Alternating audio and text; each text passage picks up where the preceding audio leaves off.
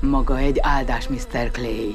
Ezt a helyet teljesen benőtte a gaz, de maga életet lehelt belé. Mrs. Parker a barátom volt. Ő volt az egyetlen, aki odafigyelt rám. Most kaptam egy üzenetet, hogy probléma van a számítógépemmel. Ne féljen, hölgyem, megoldjuk! Tegnap főbe lőtte magát.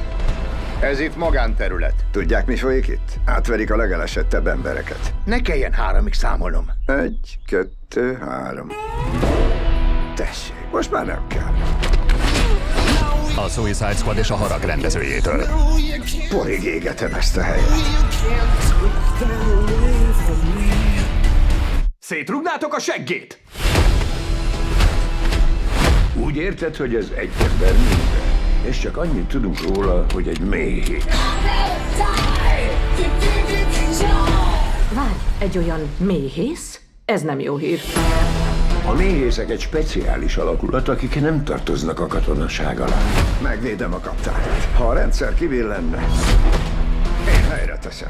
De hisz erre vannak a törvények! És ha az kevés, arra vagyok én.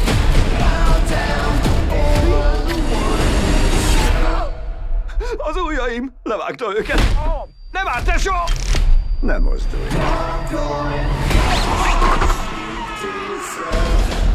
Januárban.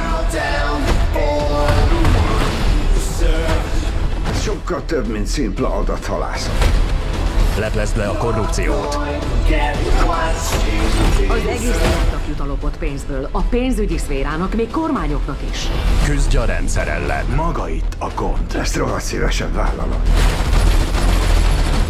Gondoltam, hadd szusszanjanak a tűzoltók. Állítsa már meg valaki!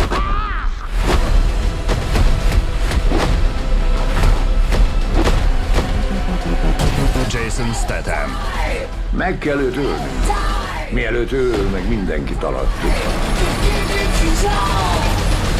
Mézzel? A méz gyúlékony, ki gondolta? A méhész.